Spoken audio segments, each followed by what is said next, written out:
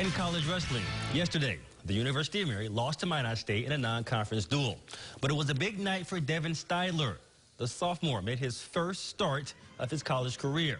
However, he suffered a 3-point loss, 13-10. Devin wrestles at 149 pounds.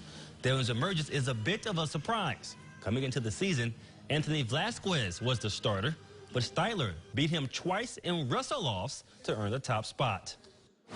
I just didn't battle well enough with some of those tough guys, made some quick mistakes that ended up costing me matches. Just fixed those and I would have won. It was really kind of nice to see him, starting to kind of figure some things out and mature a little bit. And it's all about, just kind of like the development throughout either their season or their career in that regard. UMary's next Northern Sun match is December 7th at home against Upper Iowa. For most high school wrestling programs in the West, the season starts tomorrow.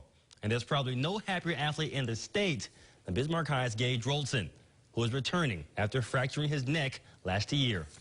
During Rumble on the Red, I fractured my C6 vertebrae. The injury brought an abrupt end to his season.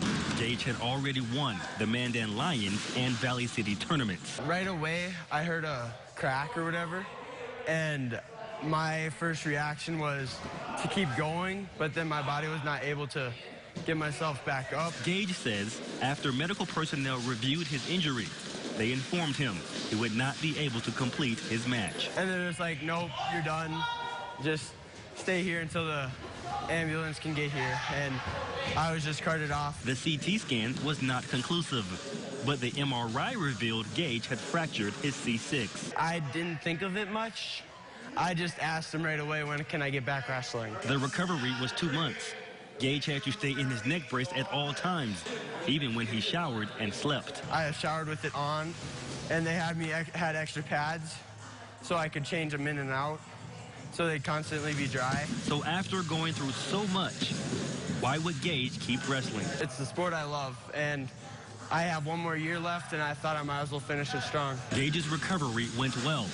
This summer, he was able to wrestle at Junior Nationals in Fargo. Most people thought I was crazy to going in a big tournament right away, but I just thought of it as nothing. Bismarck opens the season tomorrow at home against St. Mary's at 7 p.m.